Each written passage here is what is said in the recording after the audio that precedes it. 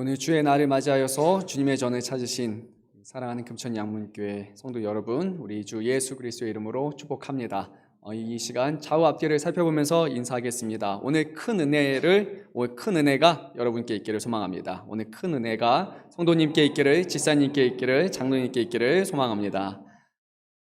날씨가 말도 안 되죠. 봄, 여름, 가을인 줄 알았는데 봄, 여름, 겨울이 되는 정말 깜짝 놀랐습니다. 날씨가 이렇게 추워져가지고 저도 몸이 이게 참 나이가 드는 건지 아니면 추위를 좀 타고 좀 몸이 좋지 않은 것 같습니다. 그래도 오늘 이렇게 이런 굳은 날씨에도, 추운 날씨에도 이곳에 또 찾아서 또 함께 하나님을 찬양하고 예배할 수 있다는 것이 너무나 큰 기쁨입니다. 이 시간 주님께서 소망하는 우리에게, 주님을 만나기를 원하는 우리에게 큰 은혜 베풀어 주시기를 진심으로 축복합니다.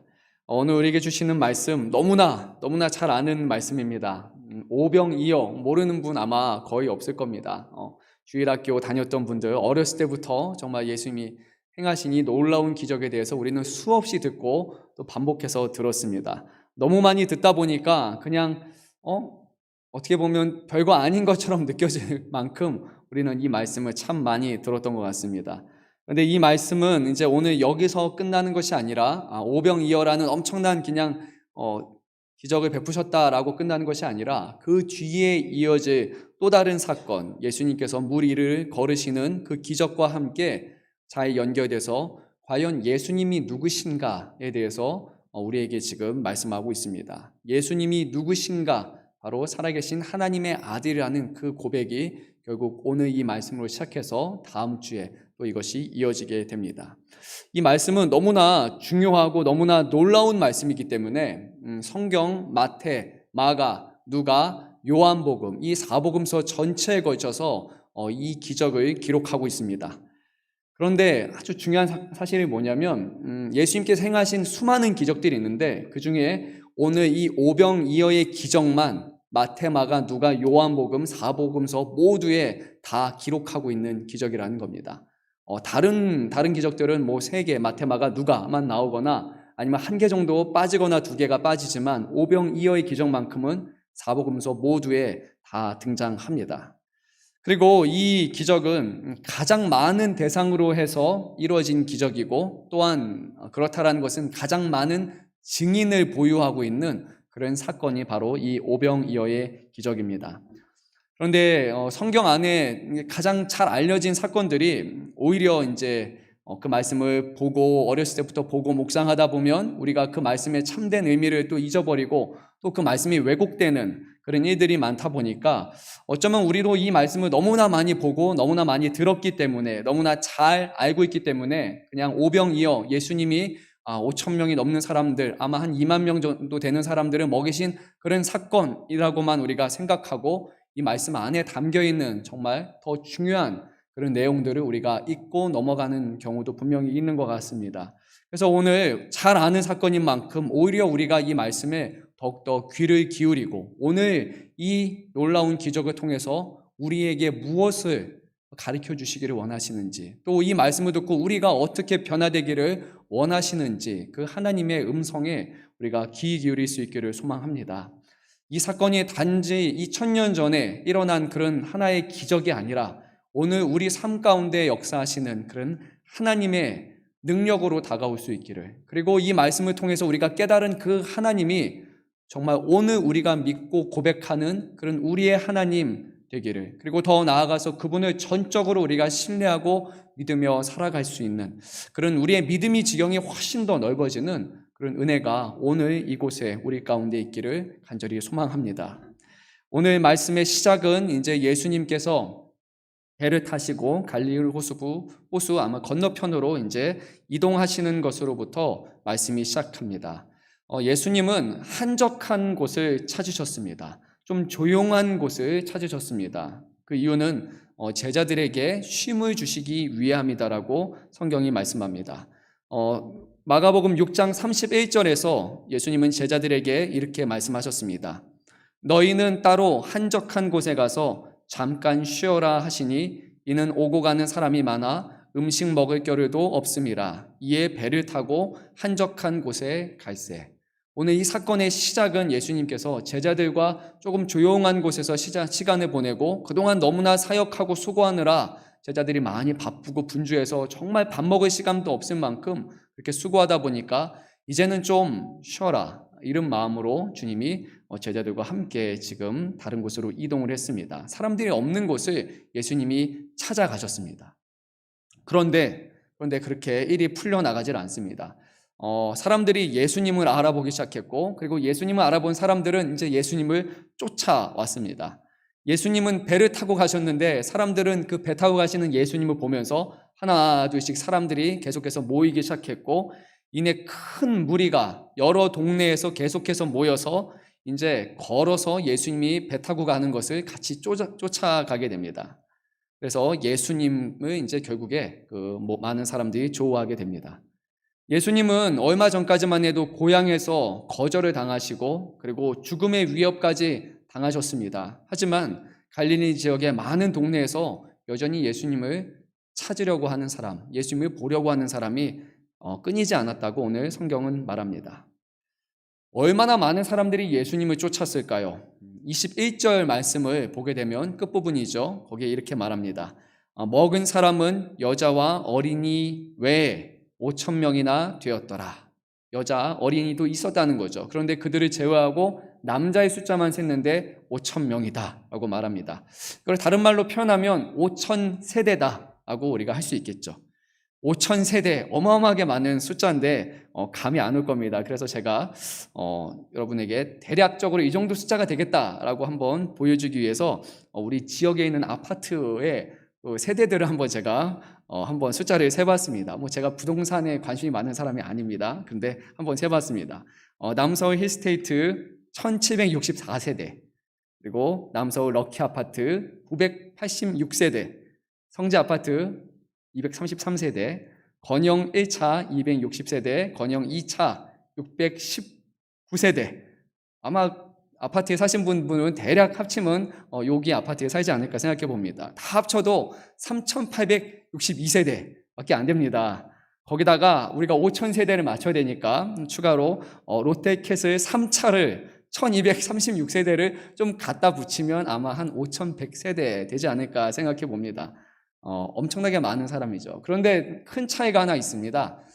오늘날 우리는 아주 이제 핵가족이라고 하죠. 보통 아들, 딸 하나, 둘 정도 이렇게 가족을 이루고 살아가지만 이 당시에는 대략 한 5명에서 8명 정도 되는 약 2배수 정도 되는 그런 가정이었을 겁니다. 그래서 아마 롯데캐슬 다 합치면 4,231세대인데 거기까지 합쳐도 안 될 만큼의 어마어마한 숫자가 지금 예수님을 다 쫓아간 겁니다.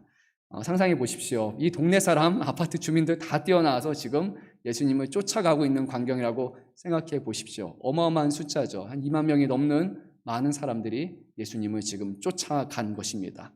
우리가 성경이라고 보다 보니까 그냥 5,000명이라고 생각하지만 5,000명은 어마어마한 숫자고, 그리고 2만 명이 넘는다는 것은 우리가 셀 수 없을 정도의 숫자입니다. 오늘 13절 말씀을 보니까 여러 고을로부터 걸어서 따라간지라 라고 이렇게 말씀하고 있습니다. 그러니까 처음부터 막 한 2만 명이 넘는 숫자가 그냥 갑자기 일시에 동시에 나온 것은 아닐 겁니다. 처음에는 한 동네에서 사람들이 나와서 예수님을 쫓아가기 시작했고, 사람들이 보니까 당신들 누굽니까? 우리는 지금 예수님을 쫓아가는 사람들입니다.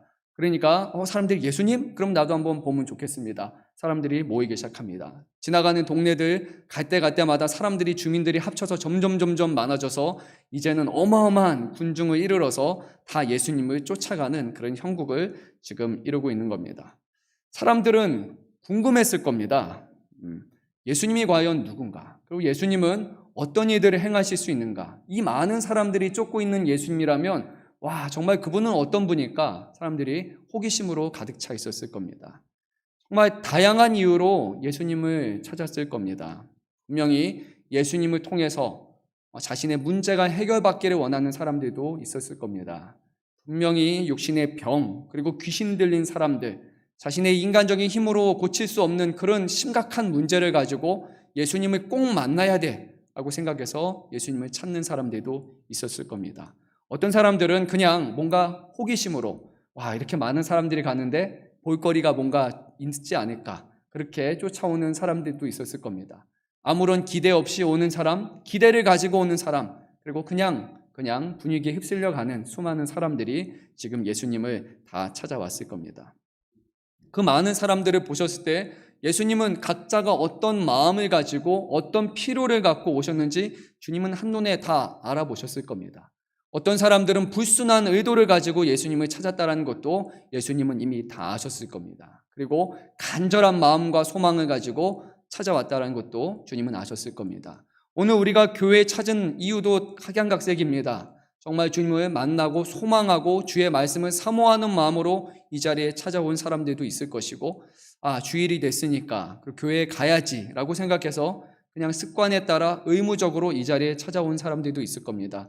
부모님 눈치에 아내의 눈치, 가족 누군가의 눈치를 보고 그냥 온 사람도 있을 겁니다. 주님은 모든 것을 다 아십니다. 우리가 어떠한 목적과 어떤 이유로, 오늘 어떤 자세로 이 자리에 나와 있는지 주님은 다 아십니다.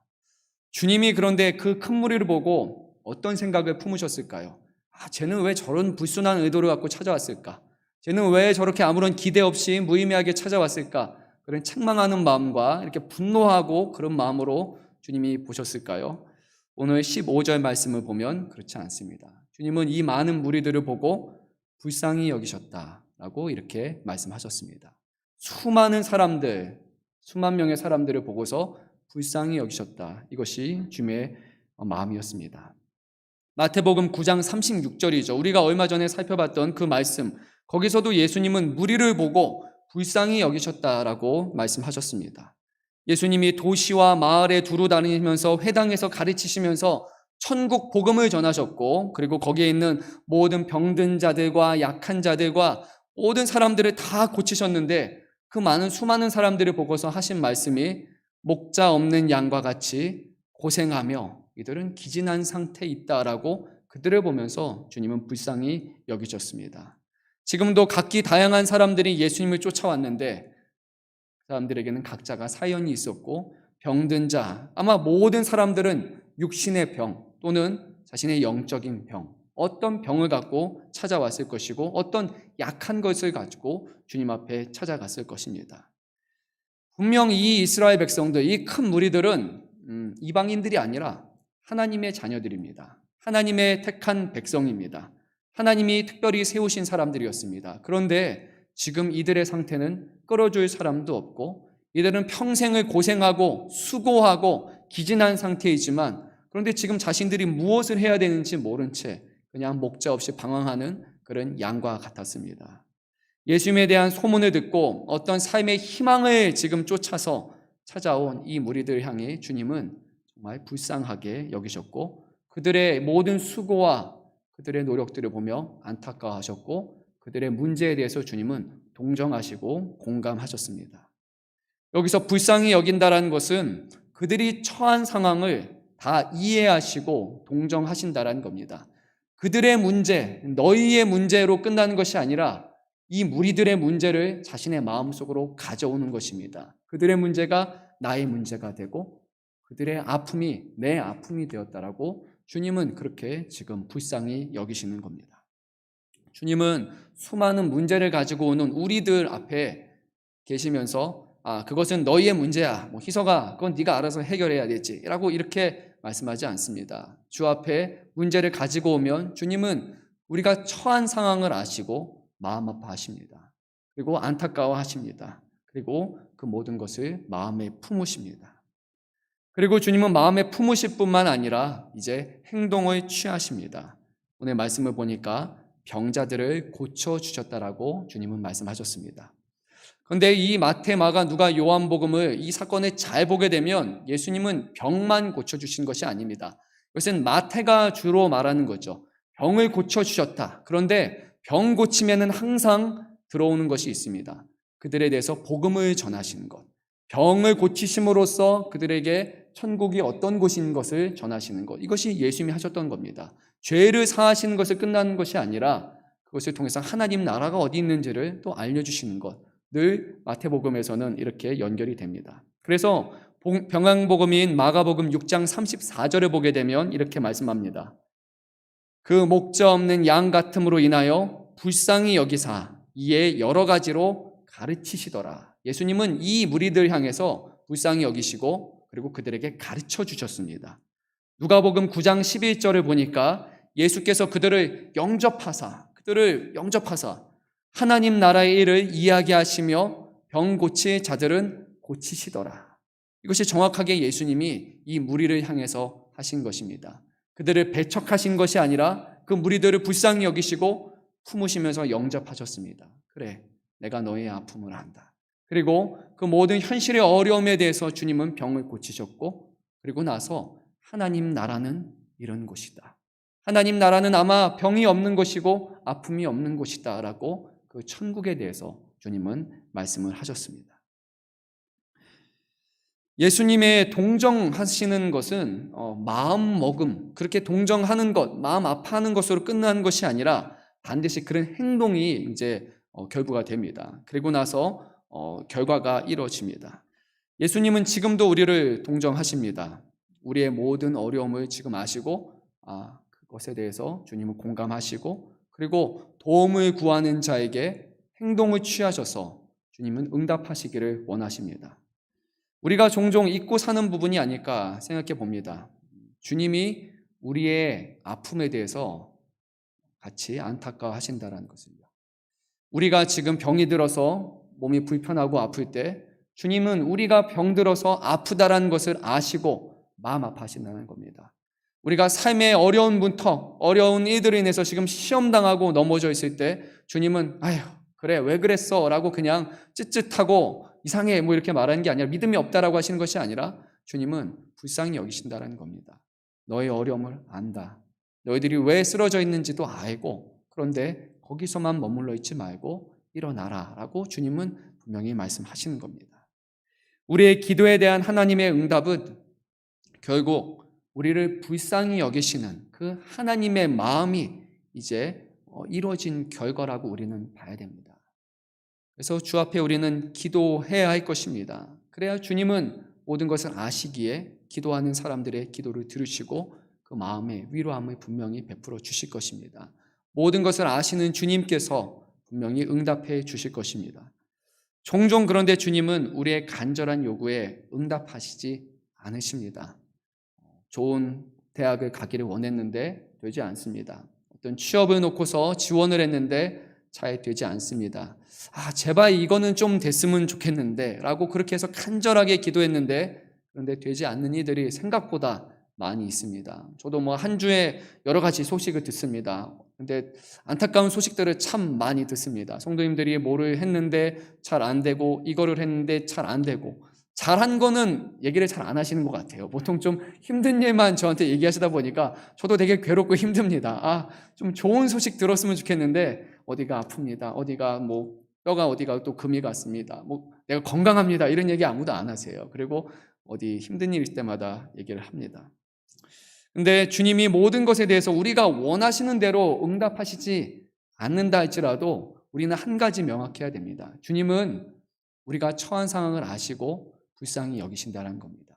그리고 때로는 우리의 기도에 우리가 원하는 대로 응답하지 않는 것이 가장 좋은 것이기 때문에 주님은 그렇게 하신다는 겁니다. 무책임하게 하시는 것이 아니라 저와 여러분이 겪고 있는 아픔과 어려움을 다 아시고 그런데도 이렇게 되는 것이 우리를 위해서 더 옳다라고 주님은 아시기 때문에 그렇게 행하신다는 겁니다. 매우 중요합니다. 주님은 우리를 결코 모른 척 하시고 나 몰라라는 분이 아니시다는 겁니다. 모든 것을 아시고 공감하시는 주님께서 가장 좋은 것을 지금 우리에게 늘 베푸고 계신다는 그것을 우리가 믿고 감사할 수 있기를 소망합니다. 이제 예수님과 함께 시간을 보내는 중에 저녁 때가 다 되었습니다. 그리고 제자들이 예수님께 와서 이렇게 말합니다. 예수님, 저녁 시간이 다 되었습니다. 여기는 이제 인적이 없는 곳이다 보니까 우리가 먹을 것을 해결할 수 없고 그러니까 이 무리들을 그만 돌려보내서 각각 마을로 흩어져서 그곳에서 자신들이 필요한 대로 먹을 것을 이제 사 먹으라고 하심이 어떻겠습니까? 라고 이렇게 제자들이 말합니다. 어떤 의도로 이렇게 말했을까? 제가 곰곰이 생각해 보니까 제 생각에는 이런 의도인 것 같습니다.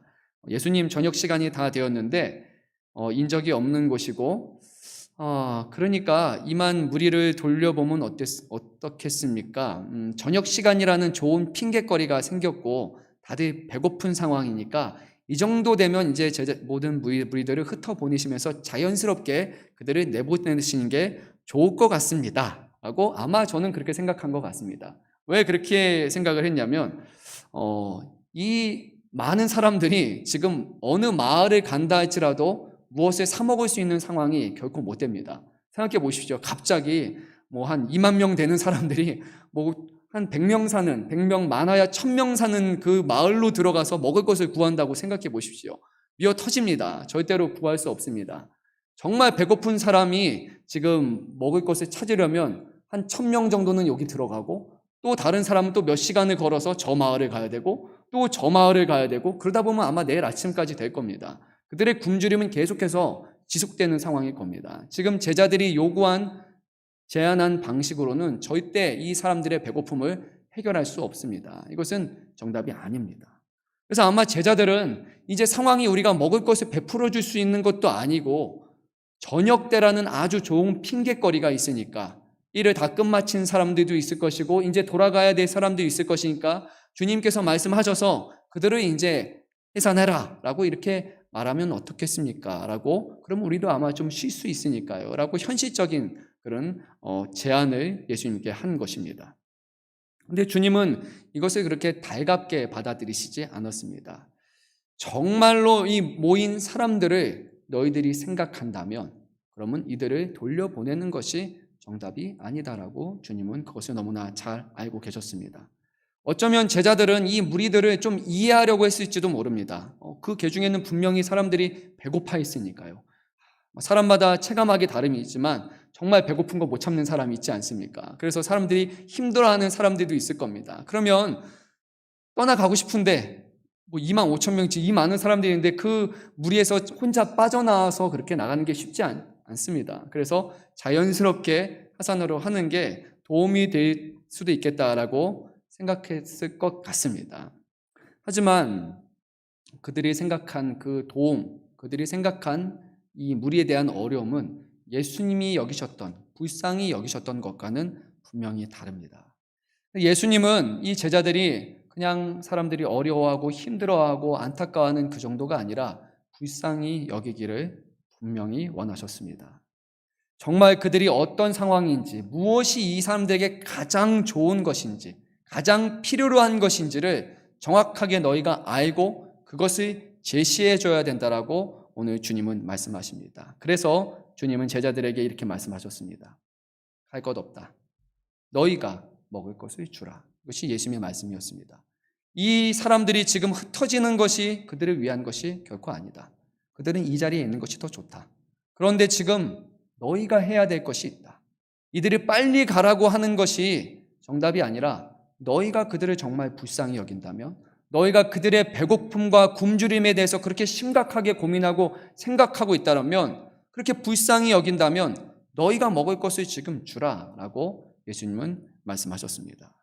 말뿐만인 그들을 위한다라는 표현이 아니라 정말 너희들이 나서서 할 수 있는 것이 무엇이든지 너희들이 해서 그들을 먹이라라고 지금 말씀하셨습니다. 제자들이 저녁 시간에 대해서 단지 하나의 구실로 사용했다라는 것 주님은 너무나 잘 아셨습니다. 그래서 그런 말뿐만인 그런 구실이 아니라 그런 위로가 아니라 정말 그들에게 먹을 것을 찾아서 줘라. 아니 그렇게 찾아서 주려고 너희가 생각이나 해봤냐라고 주님 물으시는 것입니다. 이 예수님의 말씀은 모인 무리들을 불쌍히 여기는 마음, 동정히 하는 마음, 측은히 여기는 마음, 그들의 아픔과 그들의 모든 문제에 대해서 제자인 너희들이 같이 공감하고 불쌍히 여길 수 있어야 한다라는 말씀이 됩니다. 오늘 우리에게도 동일한 말씀을 하실 겁니다. 우리가 나아가서 복음을 전하는 것, 사람들에게 예수님을 믿어야 된다고 말할 때 정말 우리는 그들의 아픔에 공감하고 있습니까? 그들이 동정을 필요하는 사람이라고 아니 저는 잘 살고 있습니다. 아무런 문제가 없습니다. 라고 사람들이 말하지만 그 사람 하나하나 얘기하다 보면 아픔 없는 사람 아무도 없고 문제 없는 사람 아무도 없습니다.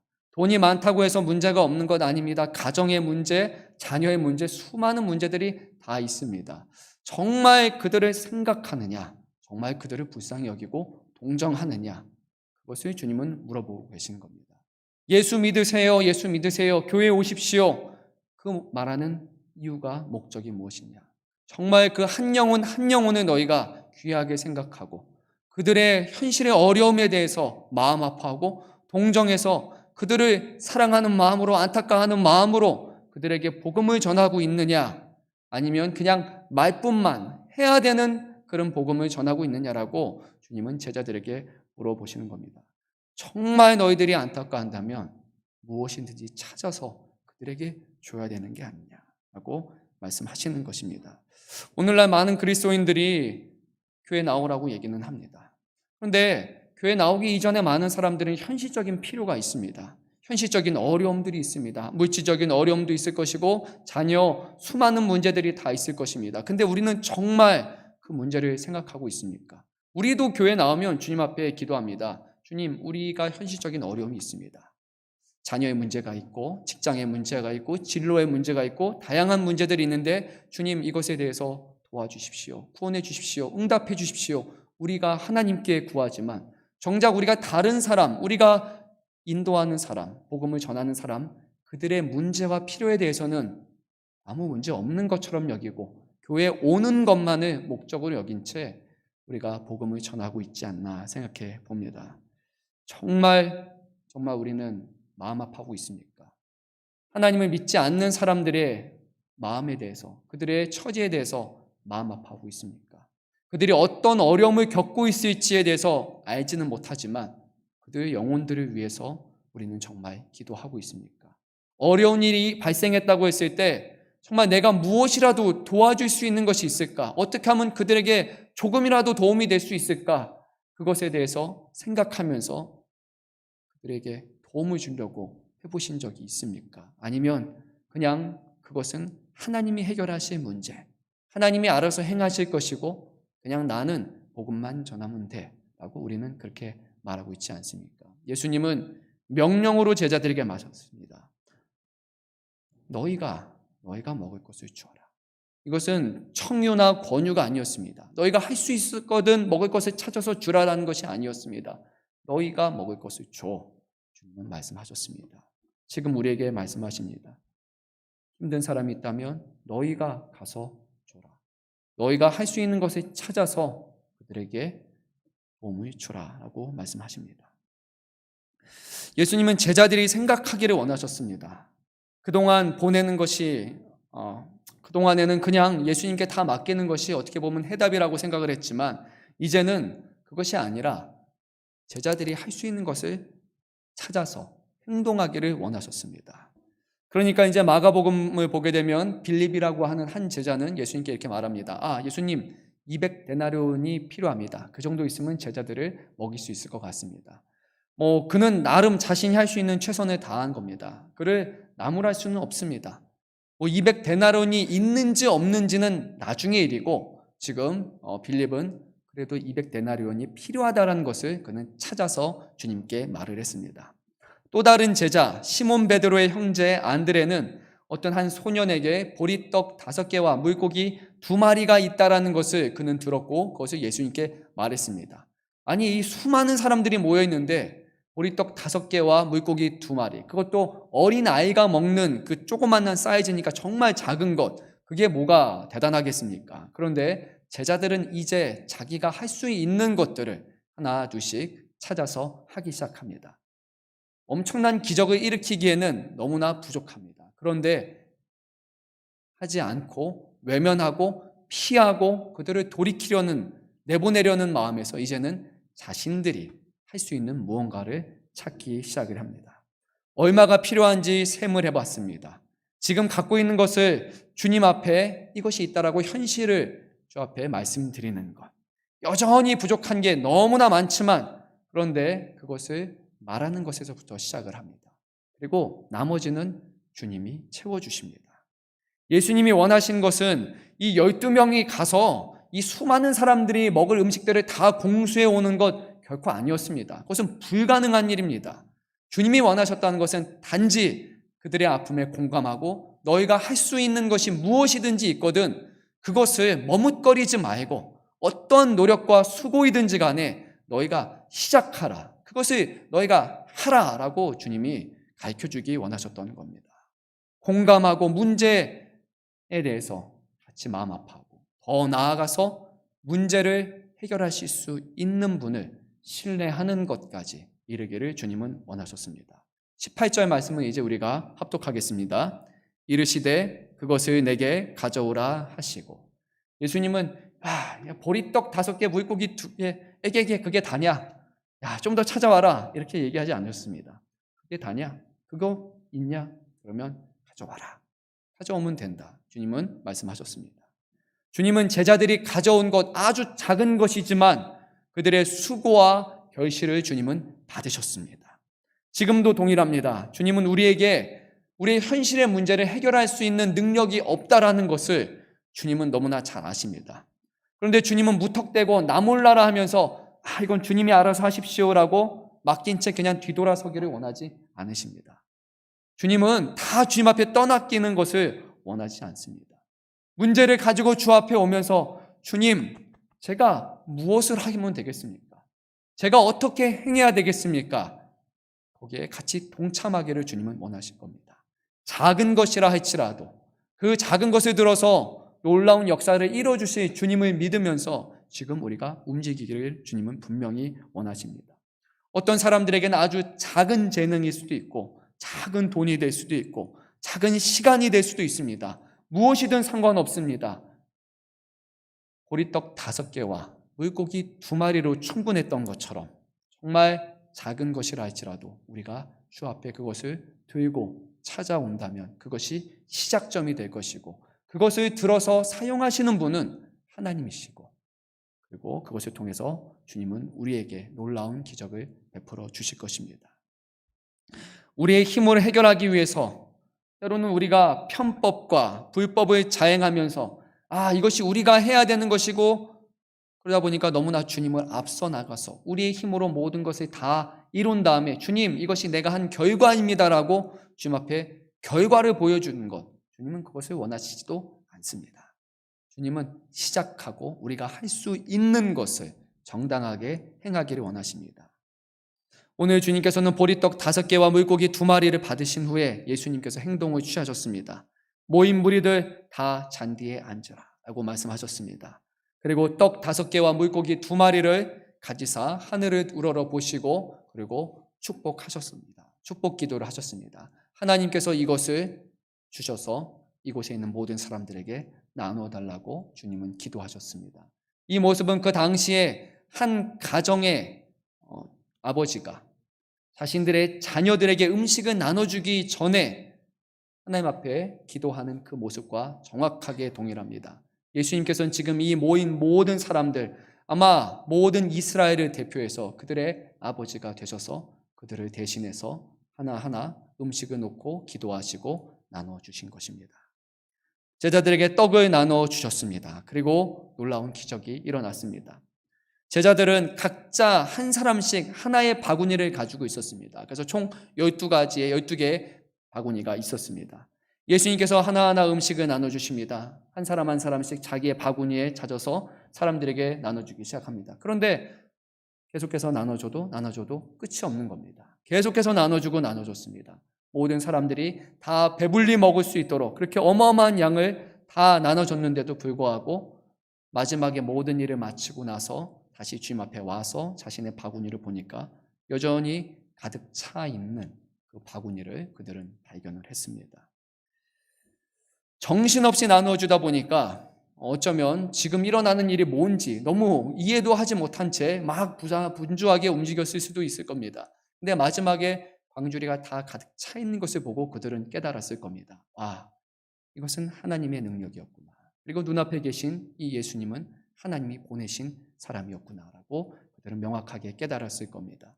바구니가 비어있는 것이 아니라 풍족하게 채워졌고 모든 사람들을 다 배불리 먹였다라는 것에서 그들은 하나님의 사랑과 하나님의 보살핌이 어떤 것인지를 제자들은 너무나 잘 깨달았을 것입니다.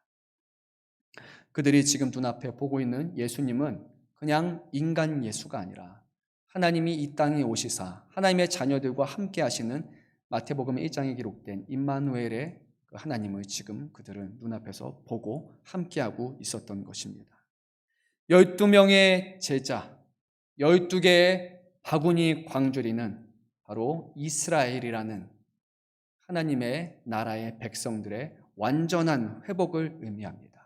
주님은 12명의 제자들을 통해서 12개의 바구니에 가득 넘치듯이 그렇게 그들을 온전히 회복시켜 주실 것을 지금 약속하신 것입니다. 근데 여기서 약속하신 이스라엘이란 단순히 이스라엘의 민족 그 사람들을 의미하는 것이 아니라 참 이스라엘을 의미하는 것입니다. 참 이스라엘은 혈통적인 이스라엘 백성을 가리치지 않습니다.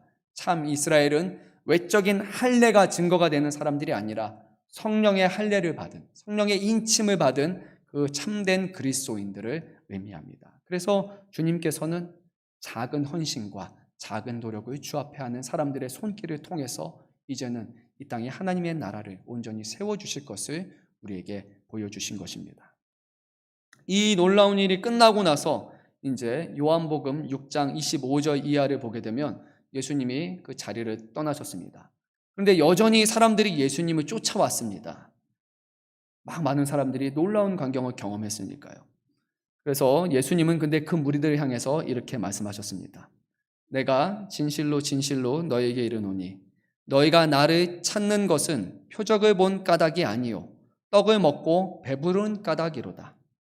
썩을 양식을 위하여 일하지 말고 영생하도록 있는 양식을 위하여 하라. 이 양식은 인자가 너희에게 주리니 인자는 아버지 하나님께서 인치신 자니라. 이 말씀을 통해서 무리가 예수님을 찾아온 이유는 더 먹을 것을 필요로 했기 때문일 겁니다. 아마 예수님을 계속해서 쫓아다니면 예수님이 오병이어의 기적, 계속해서 먹이시는 기적을 베푸실 것이라고 생각하고 이제는 먹을 걱정은 안 해도 되겠다라고 그들은 생각했을 것입니다. 구약의 모세를 통해서 광야의 만나를 베풀어 주신 것 같이 그냥 갑자기 하늘에서 내려오는 놀라운 양식을 그들은 경험하기를 원했을 것입니다. 얼마나 좋습니까? 일하지 않아도, 수고하지 않아도 먹을 것이 있다는 거. 놀라운 축복이죠. 그럼 먹을 것이 제공되는 거, 그게 바로 축복 아닙니까? 그들은 이렇게 원했던 것입니다. 근데 주님은 그들 향해서 그게 아니다라고 말씀하셨습니다. 떡을 위해서 나를 찾아오지 말라. 그렇게 말씀하셨습니다. 더 나아가서 모세가 주었던 만나가 무엇이었냐? 그것을 먹은 사람들 중에 지금까지 영생을 누리는 사람이 과연 있느냐라고 말씀하셨습니다. 하늘의 만나, 이스라엘의 그 당시의 만나를 먹은 모든 사람들은 다 죽었다. 그러니까 먹고 죽을 음식을 위해서 나를 쫓아오지 말라라고 말씀하셨습니다. 너희가 나를 쫓아오는 이유는 생명의 양식이기 때문에, 내가 하나님이 보내신 참 생명의 양식이기 때문에 그것을 위해서 나를 찾아오라라고 주님은 명확하게 말씀하셨습니다. 수많은 무리가 예수님이 베푸시는 오병이어의 기적을 맛보았고 풍성한 은혜를 그들은 경험했습니다. 하지만 그 안에서 참되신 생명의 양식인 예수님을 만난 사람들은 그렇게 많지 않았을 겁니다. 단순히 예수님이 보여주는 기적을 기뻐해서 오는 사람들이 있었을 것이고 또 다시 기적에 메말라하고 현실의 문제를 해결해 주시는 그 하나님만을 쫓은 채 예수님을 찾아온 사람들에게 예수님은 더 이상 찾아오지 말라라고 하셨습니다. 너희들이 구해야 될 것은 썩을 것이 아니라 영원히 썩지 않을 것을 위해서 너희는 구하라 라고 말씀하셨습니다. 지금도 주님은 동일하게 우리에게 말씀하실 겁니다. 주님은 우리의 삶을 동정하십니다. 우리의 어려움을 아십니다. 우리의 필요, 갈급 모든 것 다 아십니다. 근데 주님이 원하시는 것은 그 문제 해결이 아닙니다. 그것을 통해서 참되신 하나님, 그리고 하나님의 아들이신 이 땅에 영원한 생명으로 오신 그 주님을 만나는 것, 그 생명의 양식을 받아 누리는 것, 그것을 위해서 우리에게 놀라운 일들을 행하실 것입니다. 가장 중요한 것은 그것입니다. 예수님을 지금 우리의 생명의 양식으로 여기고 계십니까? 떡으로 살아가는 것이 아니라 하나님의 말씀, 이 땅에 오신 하나님의 말씀이신 예수님, 그분의 가르침과 그분의 행하신 모든 일과 그분이 하나님의 아들이시고 지금도 우리를 죽음에서 건져내어 주신 하나님의 아들이시라는 것을 믿고 그분의 삶을 맡기는 삶, 그것을 주님은 지금 원하신다는 것입니다. 우리는 그렇게 살아가고 있습니까? 우리는 그렇게 그 생명의 양식을 누리며 풍성하게 살아가고 있습니까?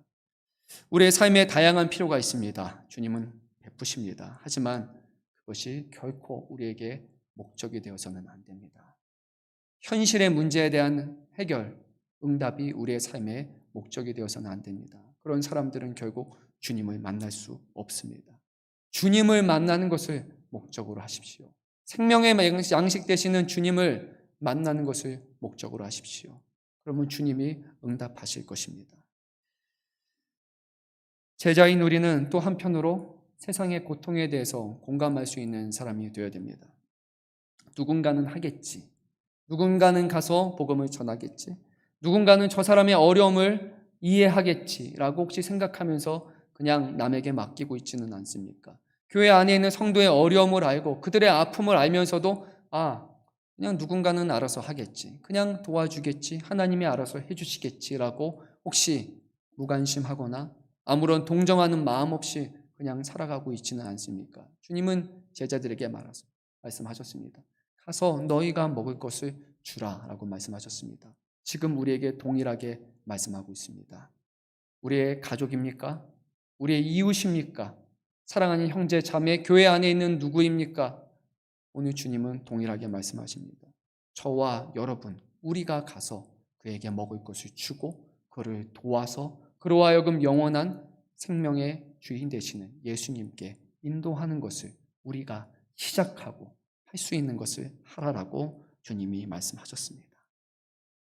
끝으로 우리는 33절 말씀을 이제 읽고 마치도록 하겠습니다. 33절 말씀입니다. 배에 있는 사람들이 예수께 절하며 이르되 진실로 하나님의 아들이로소이다 하더라. 이게 다음 주에 이어지는 말씀, 그리고 두 말씀의 결론으로서 우리에게 주시는 말씀입니다. 예수님이 누군지 아는 것에서부터 시작을 합니다. 예수님이 하나님의 아들이심을 믿고 계십니까? 이 땅에 오신 하나님의 아들로서 그 하나님은 온 세상을 말씀으로 창조하시고 그리고 태초부터 계신 분이시고 지금도 온 우주의 주인이시고 모든 우리 인간과 온 우주의 생사화복을 주장하시는 그 하나님, 그리고 우리로 하여금 영원한 생명을 약속하신 그 하나님이시라는 것을 믿고 계십니까? 그러면 그분 앞에 오늘 담대함으로 나오기를 바랍니다. 그리고 오늘 우리에게 주시는 말씀을 의심으로 받아들이는 것이 아니라 이 말씀이 지금도 우리의 삶 가운데 역사하는 하나님의 말씀이라고 우리가 믿고 오늘 이 주시는 은혜가 오늘 우리에게 주시는 은혜가 되고 오늘 우리에게 주시는 사명이 될 수